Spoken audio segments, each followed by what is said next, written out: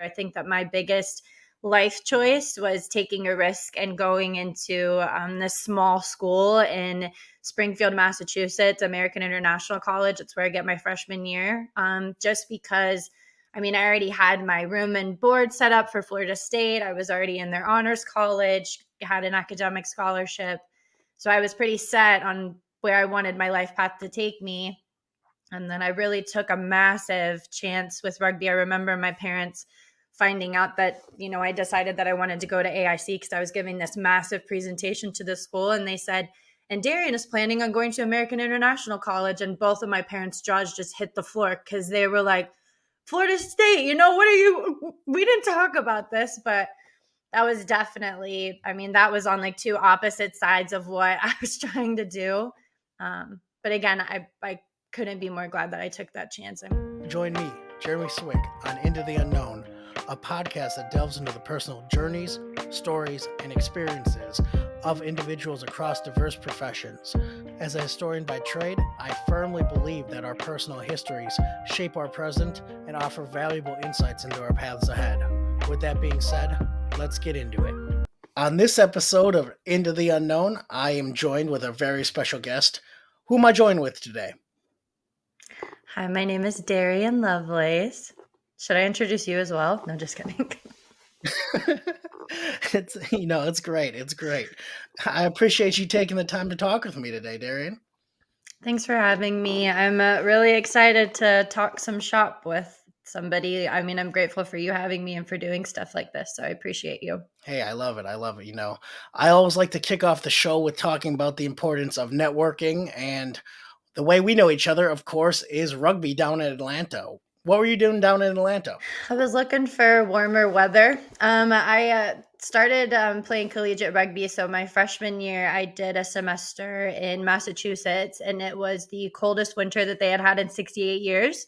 So I was ready to get out of there quickly. And then Life University, which is a very well-known program, was starting their first scholarship class for women.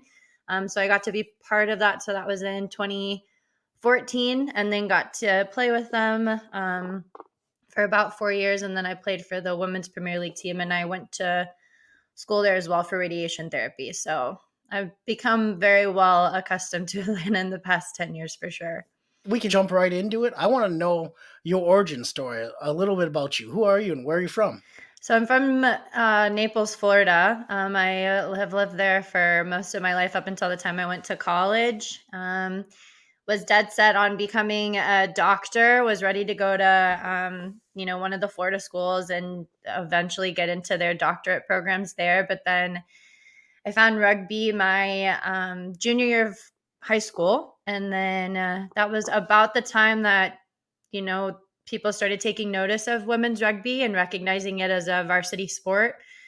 So I kind of happened upon it. And then the moment that I started playing, I took the chance on it. And I am really glad that I did, looking back on it, for sure.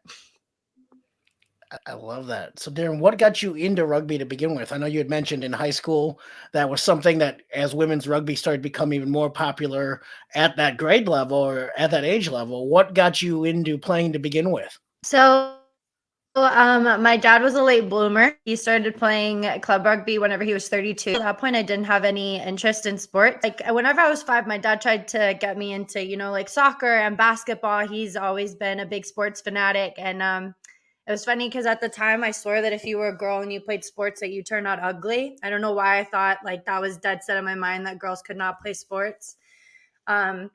But growing up, we always went to rugby practices and we went to, rugby games and stuff. I feel like that's most of our family and most of our friends now.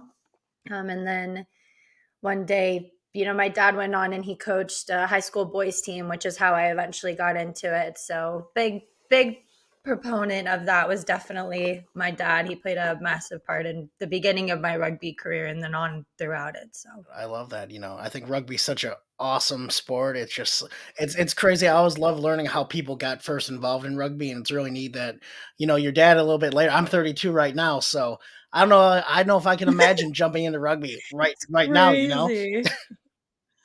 Yeah, he's a freak of nature. I'll tell you that. We have this ongoing thing because I've played competitive rugby, I'd say, for the past almost 12 years now. And so, I'm complaining about how it kind of wears on the body. And I'm at 28 years old, and my dad always talks smack. He's like, oh, you can't even make it to 32. And I'm like, you're crazy. Nobody wanted to sign up for it that way.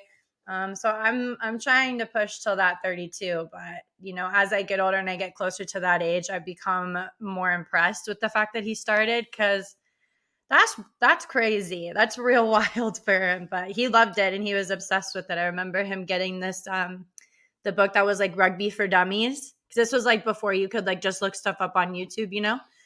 So he would like sit there and he would read that book and stuff like that. But yeah, he was definitely a student of the game for sure. I love that. And, I didn't want to just glaze over. You're a pretty well accomplished rugby player. When you got to life, what was that experience like when you decided to go there? As you mentioned, the first kind of batch of scholarship athletes.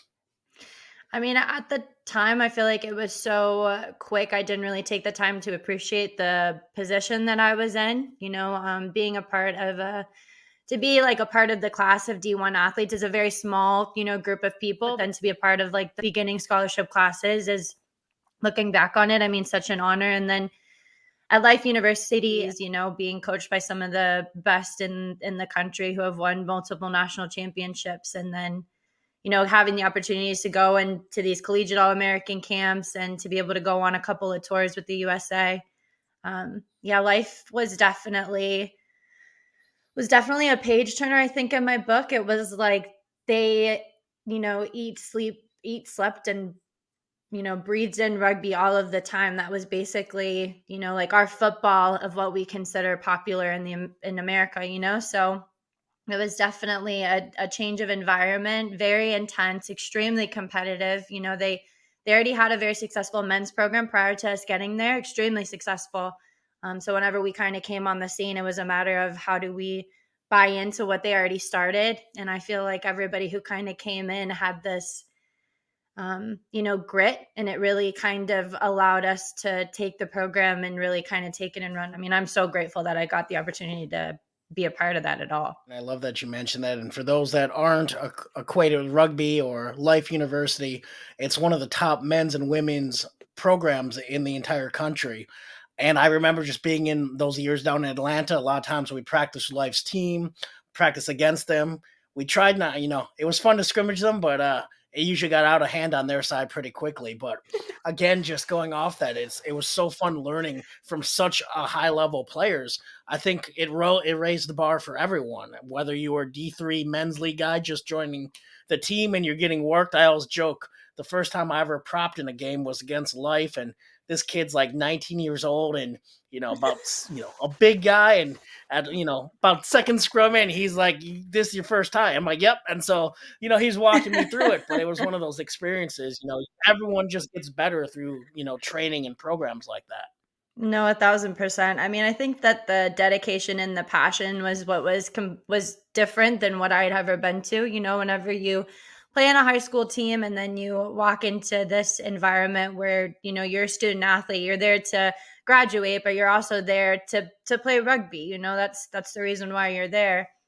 And so, I mean, to sit there and say that it was cool, I feel like is an understatement, because we had so many smart rugby brains at our beck and call at all, like the whole time. We had this amazing, they took such good care of us while we were in school, as far as like having access to chiropractic and all of that stuff. So yeah, but the men's team, I mean, they definitely set the stage for what we wanted to accomplish coming in there. And I look back on it, and I mean, they were just absolute monsters anytime that they played. Very humble people, I will say, but just absolute. I mean, they'd annihilate people, and you couldn't help but sit and watch, because it was like war. You'd just be like, get them, and hype it up. It was always really fun going and watching them play anybody. I love that.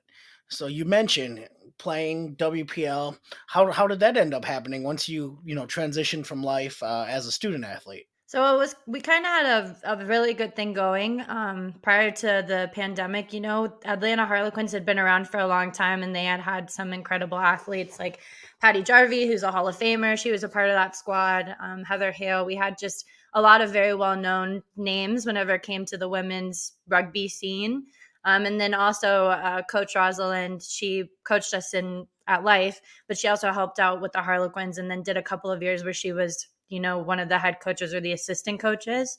So I think that the goal was to try and funnel in these players who wanted to go into higher level. USA Rugby really wanted to try and pull from our Women's Premier League. So it kind of set it up where you have this awesome collegiate team and then they just kind of funnel in. But I think that the pandemic really did a number on a lot of teams. And, now the Harlequins are at a D2 and a D1 level. And then we've got another couple of teams now that are starting to kind of go on the rise, like the 2.0 selects and stuff. So, rugby is growing back again. There are a lot of people that want to play. It's just that the competition, I think, kind of took a turn whenever the pandemic hit, which, it just is going to take a period of, regrowth and change, I think, to get us back to where we once were.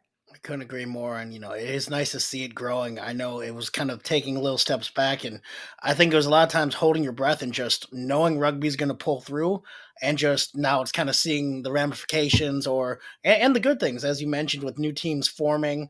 I know on the men's side, they have the Tennessee Elite and whatever name they might play under. It's great to see that rugby levels continue to rise again. For sure. I think that rugby is a constantly ever changing sport. You've even looked at some of the rule changes that have happened within the past couple of years where they're trying to push the pace of the game. It's a chaotic game, so it's going to come with chaos. And growth in and of itself is extremely messy. There's not, one way to get to the point where you want to go. So I think that, as women's rugby kind of is starting to change, as the focus on women's sport is changing, that foundation is a little bit rocky right now, but I think that they've put a lot of people in place and now people are starting to kind of get into these management positions that are going to really kind of take it and run with it and take it in the direction that I think that women's rugby deserves to go. Darian, I couldn't agree more. And so I have a question. On everyone's path, everyone's journey, there's a chance they can go east, a chance they can go west. They make a decision not really knowing the outcome. Can you give me a time in your life where you made a decision like that and how it turned out? Yeah, that there's like there's this famous book. It's one of my favorite books, and it's called The Book of Two Ways. But there's also like the idea with Egyptian teachings that you've always got a choice based off of which way you want to go. But honestly, like I kind of had hinted at a little bit earlier, I think that my biggest life choice was taking a risk and going into this small school in Springfield, Massachusetts, American International College. It's where I get my freshman year. Just because I already had my room and board set up for Florida State. I was already in their honors college, had an academic scholarship. So I was pretty set on where I wanted my life path to take me. And then I really took a massive chance with rugby. I remember my parents finding out that, I decided that I wanted to go to AIC because I was giving this massive presentation to the school. And they said, and Darian is planning on going to American International College. And both of my parents' jaws just hit the floor because they were like, Florida State, what are you? We didn't talk about this, but that was definitely, that was on like two opposite sides of what I was trying to do. But again, I couldn't be more glad that I took that chance. It still got me to a point that I enjoy and I get to, work in medicine and I've gotten to do a lot. But yeah, at the time we definitely, those dinner conversations were very long with my parents after that. They were very shocked by that decision. And I think I was even too. To not have been playing any sports in high school and then all of a sudden, be thinking about becoming a D1 college athlete. It was a big shift in mindset for sure. Absolutely. And, shift in mindset, just a shift in general. So, title of the podcast, Into the Unknown.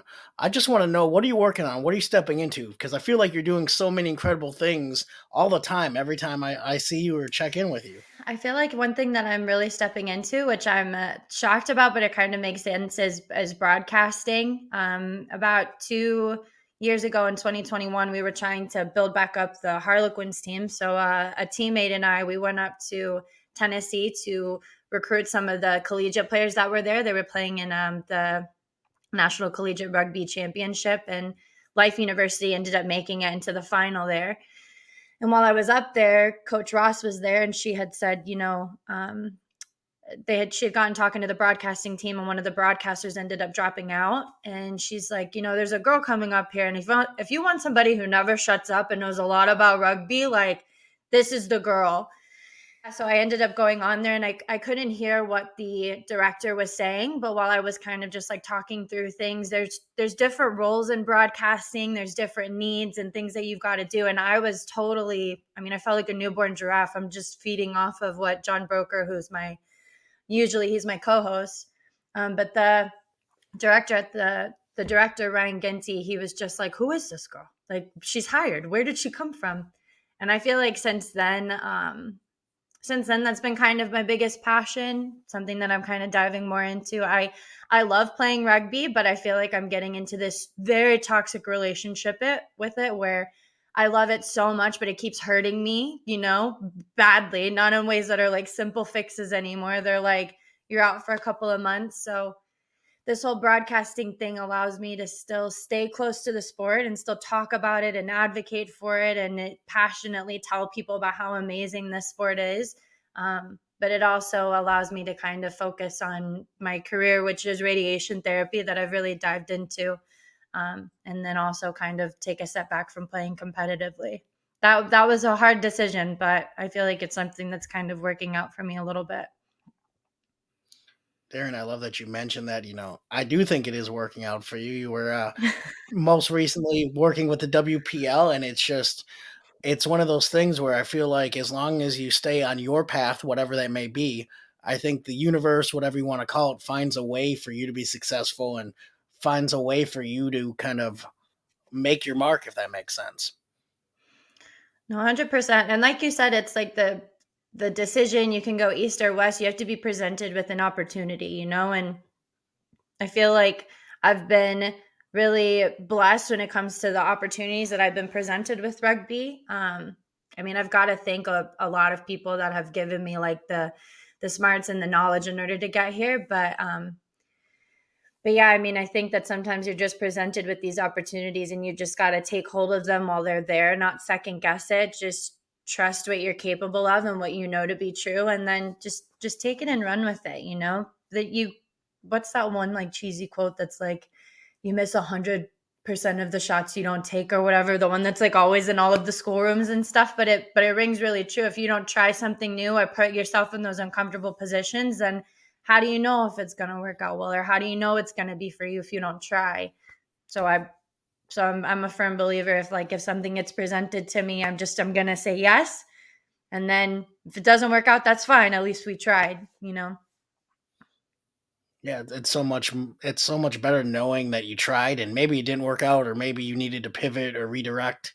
But I couldn't imagine not trying a lot of the things I was fortunate enough to do so far in life.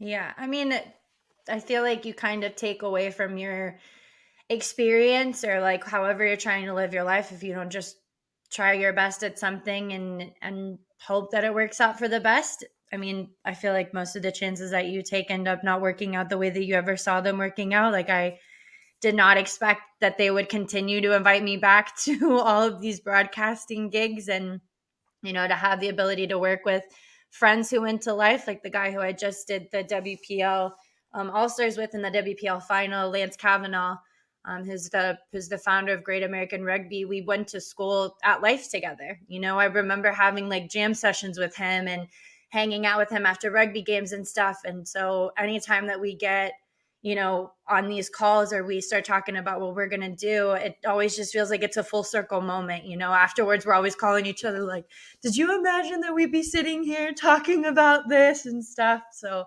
it's just shocking how those things can play out and then what also you can get from it in return. Darren, I couldn't agree more. So, if people are looking to learn more about what you do, are you on social media? How can people find you or reach out to even learn more about rugby? I'm not the best whenever it comes to social media. I know that that's the way that things are moving. And as I get more into broadcasting, I feel like I could find a way to advocate more. So if anybody has any ideas, holler at your girl.